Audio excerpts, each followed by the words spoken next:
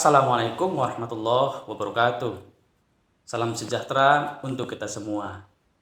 Saya Ati Hardiansyah, SIKOM MIKOM, dosen di Program Studi Ilmu Komunikasi FISIP Universitas Sultan Ageng-Tirtayasa, Serang, Banten. Dalam kesempatan ini, saya ingin menyampaikan 3 hal tentang mata kuliah yang saya ampu, yaitu keterampilan berbicara. Mata kuliah ini memiliki bobot 3 SKS dan diikuti oleh mahasiswa semester pertama dengan bahasa pengantar bahasa Indonesia. Video ini dibuat untuk memenuhi salah satu syarat sertifikasi dosen tahun 2023, yakni pernyataan diri dosen dalam unjuk kerja Tridharma Perguruan Tinggi. Berikut merupakan deskripsi dari mata kuliah keterampilan berbicara.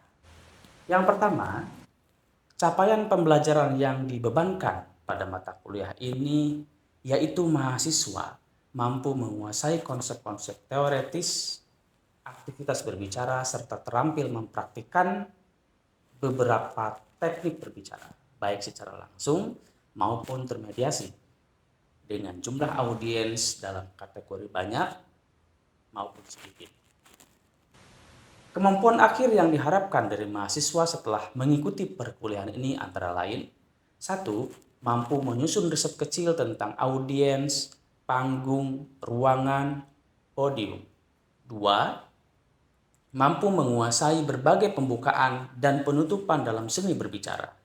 3. Mampu menggunakan intonasi, gestur, mimik wajah pada saat yang tepat dalam sebuah pembicaraan. 4. Mampu mengenali dan menggunakan macam-macam pelantang suara dalam sebuah pembicaraan. Dan yang kelima, mampu menyampaikan presentasi yang menarik, baik dalam menyusun slide maupun menyampaikan presentasi secara daring maupun luring. Yang kedua, pendekatan perkuliahan dalam mata kuliah keterampilan berbicara menggunakan pendekatan DIA, Delivery, Interaction, dan Assessment. Dalam soal delivery, mata kuliah ini disampaikan secara tatap muka dan daring. Tapi bobot untuk perkuliahan tatap muka lebih besar, sebesar 75%, karena perkuliahan keterampilan berbicara lebih banyak praktiknya dibandingkan teori. Dalam agenda tatap muka, mahasiswa akan diajak untuk mengambil peran lebih sebagai pusat pembelajaran. Praktik-praktik berbicara, baik dengan audiens yang banyak maupun dengan audiens yang terbatas, dilakukan oleh mahasiswa. Tentu saja di era teknologi, mahasiswa juga perlu mengetahui dan terampil berbicara secara termediasi. Mahasiswa akan melatih keterampilan berbicara melalui aplikasi Zoom, Google Meet, dan aplikasi lain yang tersedia. Karena tentu manajemen audiens saat berbicara secara langsung dan tidak langsung memiliki perbedaan yang besar. Yang kedua, interaction. Dalam proses perkuliahan, interaksi dibangun secara cair. Apalagi ketika mahasiswa banyak melakukan praktik, maka saya sebagai dosen lebih banyak mengambil peran sebagai fasilitator yang mengatur lalu lintas diskusi sepanjang masih searah dengan tujuan pembelajaran. Tentu saja mahasiswa juga bisa bertanya kapanpun yang mereka mau di tengah-tengah pembelajaran, atau ditentukan terlebih dahulu bahwa diskusi akan dilangsungkan ketika proses perkuliahan selesai. Diskusi juga bisa dilangsungkan, interaksi juga bisa berlangsung di WhatsApp group yang sebelumnya sudah dibuat oleh ketua kelas dan seluruh anggota kelas termasuk dosen berada di dalam. Assessment.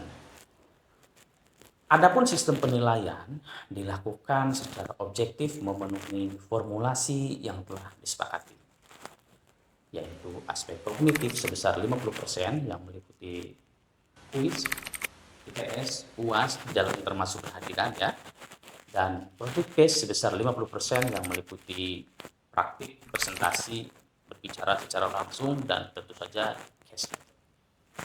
Mahasiswa memiliki hak untuk melakukan sanggahan bila dirasa ada kekeliruan dalam penilaian. Namun demikian, nuansa demokratis dan integritas harus dijunjung tinggi dalam perkuliahan ini. Yang ketiga adalah video perkuliahan ini. Selamat menyaksikan cuplikan video dari perkuliahan keterampilan berbicara. Assalamualaikum warahmatullahi wabarakatuh. Waalaikumsalam warahmatullahi wabarakatuh. Terima kasih untuk antusiasme pagi ini, teman-teman. Hari ini kita mau bahas tentang salah satu materi penting yang banyak diabaikan oleh kita, terutama di kelas kalau sedang presentasi. Tapi sangat penting di dunia profesional.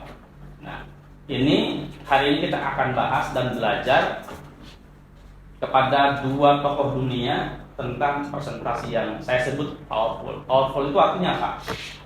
Bertenaga, bergizi, berisi. Nah, karena kriterianya adalah bergizi, kuat, dan nendang, maka dia harus punya jab, punya hook, punya sesuatu yang nonjok. Nah, kalau kepengen presentasi yang nonjok, berarti kalau kata orang Banten, nggak usah ngayai, kesana kemari gitu, mencari alamat yang dapat alamat palsu kan. Nah, hari ini judul kita adalah seni presentasi padat dan memikat. Apa itu padat? Apa itu padat? Apa itu memikat? Memikat apa memikat? Punya daya tarik. Nah, sekarang begini, kalau teman-teman bikin slide presentasi, biasanya berapa slide? 10, terus 7, 8, ada yang 11? Ada yang 27? Nah, kalau teman-teman presentasi di depan, saya menyarankan untuk tidak menggunakan tulisan banyak-banyak, lalu teman-teman bacain. Nah, itu biasanya kalau online. Kami persilakan rekan kami untuk membacakan, kan gitu. Pernah begitu? Pernah presentasi online di kelas?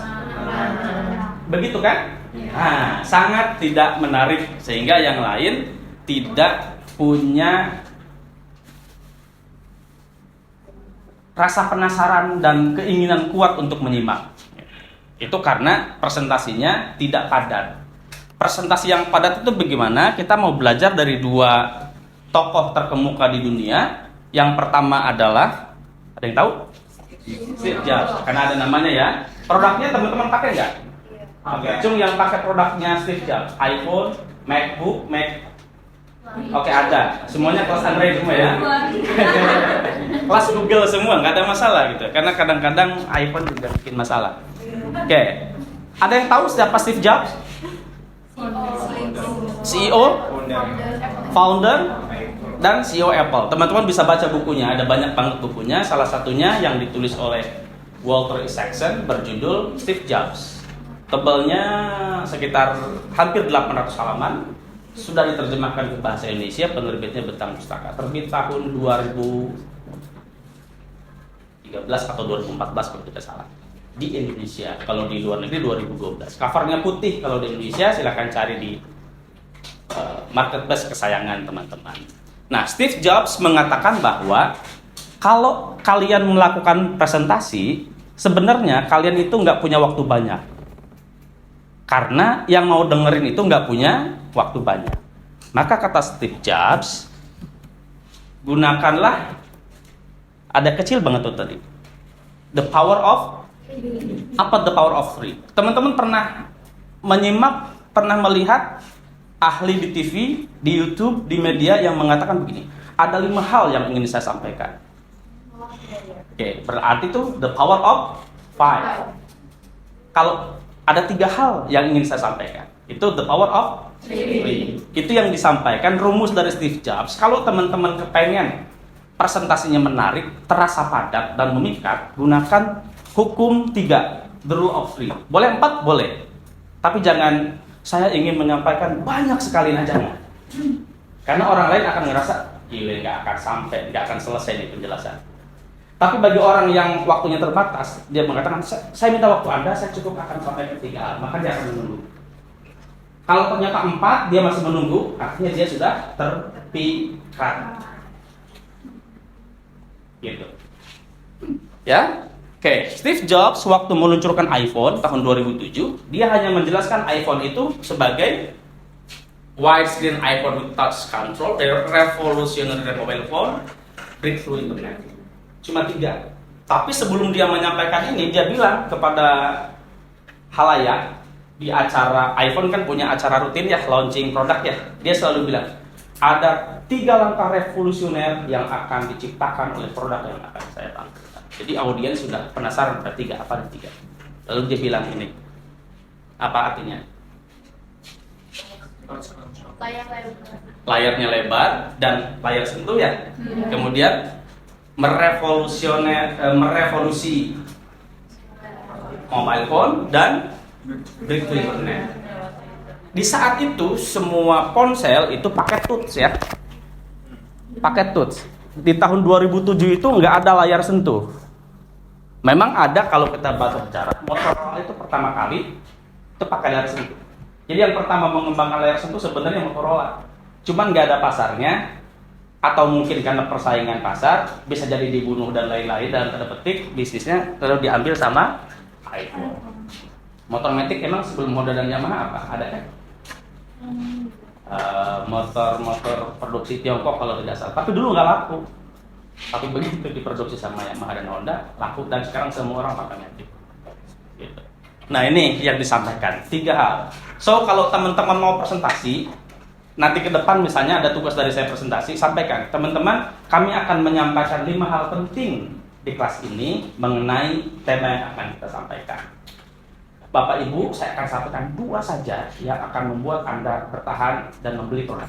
Rule of 3. Nah, ini teman-teman cara Steve Jobs, nanti cek di YouTube-nya. Ada di YouTube-nya kok terkenal. Steve Jobs itu kalau dia bikin slide presentasi nggak ada tulisan. Dia cuman gambar doang. Karena dia presentasi iPhone di tahun 2007, dia presentasinya gambar iPhone yang 3 itu. Widescreen with touch control. Lalu dia praktekin kan, sambil demo Steve Jobs itu. Yang kedua, Steve Jobs presentasinya menyampaikan yang ketiga tadi. Apa itu yang ketiga? Yang ketiga, mobile phone revolusioner. Revolusionernya di bidang apa? Anda bisa melakukan segala hal dari sini, kirim email dan lain-lain. Dulu nggak bisa, tapi semuanya disatuin. Dan breakthrough internet artinya apa? Breakthrough internet yang kenceng? Betul, beyond internet. Itu yang dikatakan oleh Steve Jobs, gitu ya. Dan dia menceritakan sesuatu. Apa yang dikisahkan oleh Steve Jobs ketika menampilkan gambar, dia bercerita. Nah, saya ingin sampaikan ke teman-teman, silakan nanti tonton video kuliah umumnya Pak Ignatius Jonan di Universitas Parahyangan. Di Universitas Parahyangan, Pak Jonan itu ngomong banyak tentang pengalaman dia merevolusi PT kereta api. Tapi di akhir, dia bikin slide terakhir, ucapan terima kasih. Kan biasanya kita nutup terima kasih kan? Nah, dia ada mobil listrik lagi ngecas di tiang listrik di pinggir jalan. Lalu orang-orang penasaran apa itu. Kemudian dia nggak jadi mengakhiri kisahnya karena orang-orang sudah terpikat dengan gambar itu. Lalu dia ceritakan, foto ini adalah foto paling mengesankan buat saya ketika saya pergi ke London. Saya melihat mobil listrik itu parkir di pinggir jalan, ngecas di tiang listrik. Lalu saya berpikir, kenapa di Indonesia perlu ada SPKLU? Padahal tiang listrik banyak. Kenapa tidak digunakan di situ? Nah, akhirnya dia bilang inovasi itu tidak perlu menciptakan sesuatu yang baru, tetapi memberi nilai tambah pada sesuatu yang sudah ada. Nah, itu kemudian menghentak semuanya, menyindir semuanya, dan itu menjadi kesimpulan yang menarik kalau materi beliau itu transformasi manajemen. Jadi dia kasih kesimpulannya di gambar, semua orang penasaran dia jelasin. Nah, itu ya juga yang dilakukan oleh Steve Jobs. Dia cukup bikin gambar ukuran besar, lalu dia bubuhkan emotional story. Kalau kita kembali tadi ke Pak Jonan, emotional story-nya apa? Ini pengalaman saya waktu saya pergi ke London dan ini sangat surprise buat saya, sangat luar biasa. Itu kan pengalaman emosional. Jadi kalau nanti teman-teman presentasi produk misalnya, ya teman-teman jelaskan pengalaman emosional teman-teman atau pengalaman emosional teman kalian. Nah, itu lebih lebih oke, lebih menarik. Tadi saya duduk lalu saya menjelaskan mobil saya tidak bisa lewat jalan. Itu kan pengalaman emosional. Ya. Apalagi kalau saya kasih tunjuk tanjakan Bangangah seperti apa. Itu tanjakan tertinggi di Banten loh. Ada yang udah pernah? Pernah. Yang kalau hujan itu kabut menutupi jalan, lampu cuma 5 meter. Jadi Anda bayangkan kalau pakai mobil atau motor lagi enak-enak jalan, kabut langsung. Yang meninggal sudah berapa puluh di situ ya? Kecelakaan. Pernah ada satu bus meninggal di situ. Satu truk ya, anak pramuka kalau tidak salah. Intermezzo gitu ya. Nah, ini cara Steve Jobs, the rule of three. Saya ingin menyampaikan 3 hal. Nah, kemudian orang ini yang kedua. Ada yang pernah tahu Boy Kawasaki? Pernah dengar? Boy Kawasaki ini mantan anak buah Steve Jobs juga. Dia belajar dari seni presentasi Steve Jobs, kemudian dia mengembangkan sendiri dengan teori atau hukum 10, 20, 30. Apa itu 10, 20, 30? Nah, kita cek slide berikutnya. Itu dia. Presentasi sebaiknya tidak lebih dari 10 slide. Disampaikan tidak lebih dari 20 menit, ukuran fontnya 30. Ukuran font berapa? Gede ya? Oke. Nanti kita lihat apakah ini ada 10 slide lebih atau kurang. Gitu. Jadi kalau teman-teman presentasi cuma di bawah 20 menit, that's good. Lebih cepat lebih baik. Gitu ya. Bahkan ada yang namanya elevator pitch. Elevator pitch itu begini. Misalnya kamu siapa namanya? Oris membawa proposal bisnis. Ketemu dengan Fatih, seorang investor. Di lift. Mana ada waktu yang panjang di lift? Ya, kecuali kamu melakukan sabotase di lift. Kecuali nggak pernah panjang. Coba makan di meja makan, waktunya panjang nggak? Nggak panjang. Orang makan nggak ada yang sejam 2 jam kan? Gitu. Oh, ada. Kamu dia ngabisin atau gimana? Hampir banyak meeting deal bisnis, presentasi, pitching itu di meja makan. Jarang di meja rapat. Di meja rapat itu hanya formalitas menunjukkan ini itu. Tapi ketika makan, pendekatan bahasa lainnya lobby dan lain-lain itu pitching, elevator pitch namanya. Elevator itu lebih cepat tanpa kita susah-susah. Itu cuma 5 menit Anda punya waktu supaya deal yes okay. Dan itu harus dilatih. Makanya kalau presentasi please jangan panjang-panjang. Hukumnya ini dari GUI Kawasaki. 10, 20, 30. Kurang dari 10 slide, kurang dari 20 menit, fontnya 30. Kalau pakai slide, kalau enggak elevator pitch. Bahasanya seperti apa? Ya terserah. Pakai bahasa yang informal itu lebih bagus. Kenapa bisa pakai bahasa informal? Karena bahasa formalnya disampaikan di meja rapat ketika mungkin berjam-jam deadlock dan lain-lain. Kalau di dunia profesional yang selain elevator pitch banyak ya pendekatannya. Mungkin bisa hadiah gitu. Itu bagian dari untuk ngegolin sebenarnya. Tapi Boy Kawasaki punya rule yang sudah dia sampaikan.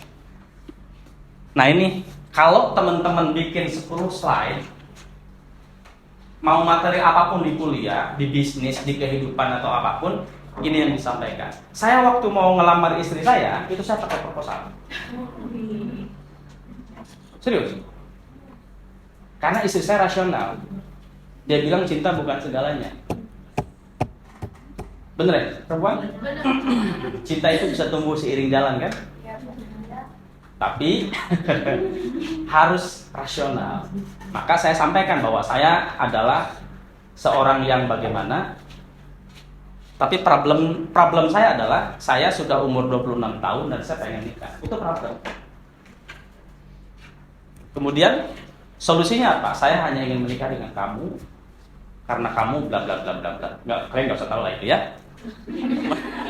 Business model ini adalah rencana hidup saya kalau saya sudah hidup dengan kamu. Saya akan tinggalkan karir saya sebagai novelis ketika saya hidup dengan kamu, karena di Indonesia karir sebagai penulis belum begitu menjanjikan. Saya harus realistis kan. Tapi keterampilan saya menulis itu masih saya gunakan untuk saya alihkan menulis buku-buku ilmiah karena saya memilih profesi sebagai brand and consultant untuk organisasi non-profit sekaligus sebagai peneliti terkait. Nah ini yang perlu teman-teman sampaikan kalau ini bisnis ya. Skemanya bisnis yang udah teknologi enhance. Problemnya apa yang pengen diselesaikan, solusinya apa, bla bla bla. Gojek, problemnya apa? Kenapa Gojek muncul? Problemnya apa? Macet, nggak cepat dan lain-lain. Solusinya apa? Salah satunya selain macet di Jakarta, di ibu kota ya. Apalagi ongkosnya nggak transparan. Nah ini kita nggak tahu kita bakal ditarik berapa. Kemudian nggak tepat waktu. Betul, harus ke pangkalan. Tapi kalau ini nyamperin, itu solusi, bagian dari solusi. Tapi yang disebut dengan problem adalah ongkos nggak transparan. Terus kadang-kadang standar higienitas juga nggak kejaga. Bau matahari abang ojeknya. Kadang-kadang rokok gitu ya, abunya ke kita, apinya ke kita. Keamanan juga. Kadang-kadang orang yang nggak pakai helm, pakai oblong doang gitu. Sampai ini ketiup-tiup gitu kan. Nah itu problem. Sederet problem. Belum lagi kalau di ibu kota, di kota-kota padat, problemnya adalah waktu. Waktu itu penting, bahkan orang mau membeli waktu. Jadi yang dibisniskan di sini sebenarnya adalah waktu, time is money. Solusinya adalah ojeknya harus higienis, bisa dipanggil lewat aplikasi, bisa datang, harganya transparan. Ternyata orang kota meskipun punya duit, masalah harga mereka, ya kan? Nah ini bisnis modelnya seperti apa? Dia rancang. Oh, kami cukup bikin ekosistem aplikasi, kami akan undang banyak ojek pangkalan, ojek manapun, bahkan profesional kalau mau sambilan silakan, ya kan? Kami akan melakukan verifikasi motornya layak atau tidak, orangnya jiwanya sehat atau tidak, mungkin ya kayak siapa tahu kalau lagi naik tiba-tiba kepikiran bunuh diri bawa penumpang gimana? Core teknologi ya soal aplikasi itu, mereka akan terus melakukan marketing and selling, banyak iklan-iklan, mensponsori ini itu, karena mensponsori iklan dan lain butuh dana, maka cari investor. Nah, competition ya mereka tinggal dicek kompetitor kita siapa, timnya siapa, ada CEO, ada CTO, ada ini, ada itu. Kemudian long term project stepnya ini untuk meyakinkan investor. Status and timeline, summary and call to action. Call to action itu ayo investasi dengan kami, ayo bergabung dengan kami. Ini contoh kalau proposal bisnis. Kalau kalian mau slide-nya ada di Stephen, ada di sekarang. Oke, ada pertanyaan? 9 slide ya, coba kita hitung. Oke, saya mengikuti hukum Guy Kawasaki. Tapi saya lebih dari kurang dari 20 menit presentasinya.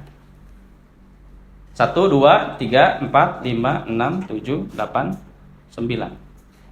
Fontnya 30, lebih dari 30, dan presentasi saya di bawah 20. Kita applause untuk kita semua. Ada pertanyaan? Silakan. Oke, apa yang mau tanyain Tori? Saya mau nanya, kan presentasi ini apakah kayak kayak yang 10, 20, 30 sama Rule of three, gitu. okay. Apakah emang di bisnis doang, presentasi bisnis atau semua presentasi? Sedangkan kayak kita mempresentasikan suatu pembelajaran, kayak pelajaran sejarah segala macam, itu kan yang hakikatnya harus banyak hal materi yang disampaikan. Itu bagaimana? Oke, pertanyaan yang baik, Tori. Oke, teman-teman, ini pertanyaan baik. Apakah cuma di bisnis? Kalau kita sedang menyampaikan materi pembelajaran gimana? Nah gini, rule of three itu untuk, maaf bahasanya ya, memanipulasi psikologis audiens. Karena tadi kita bilang waktunya nggak banyak. Emang ada yang mau nyimak penyampaian materi 2 jam full tanpa kita tahu bahwa dia misalnya dosen. Kalau dosen kan kalian mau nggak mau harus menyimak. Menarik atau tidak itu konsekuensi gitu ya. Itu sama kayak beli durian harum, begitu dikupas cuma isi 1 gitu ya. Itu pun bijinya gede kan kayak gitu. Jadi tidak kan? Pas digigit ternyata kok jalan kote ya, bukan dulu. Oke, kembali.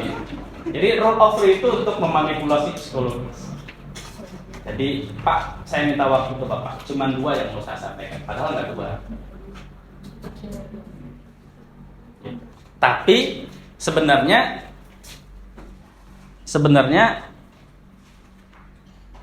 memang 2 anaknya, tapi yang banyak. Nah, ya kan? Jadi ada 3 yang mau saya sampaikan. Anaknya banyak, cucunya juga.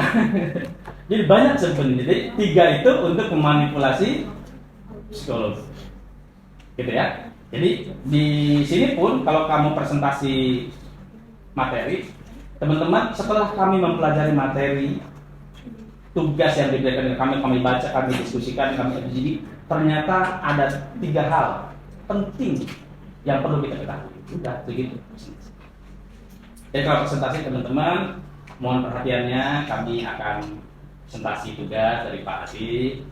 Mohon diperhatiin ya. Saya selaku moderator, silakan Torik untuk membacakan slide pertama. Silakan Torik. Lalu dia membacakan. Public speaking adalah udah kabur gitu. Jadi sampaikan, ternyata teman-teman yang paling nonjok puluh hati kami waktu kami diskusi adalah lebay nggak apa-apa. Ada 3 hal penting. Mau terkan. Gitu. Mau di bisnis, mau dimanapun nggak. Kamu mau PDKT dengan calon mertua juga apa? Nah, ternyata setelah saya dekat dengan anak bapak, ada 2 hal penting yang saya tahu. Calon mertuanya kan lagi cuek-cuek gitu. Apa nih ya? Ya itu anak-anak dia kan, jadi sama dia. Ya sama, cewek juga om. Ternyata ada 3 hal yang menarik dari om.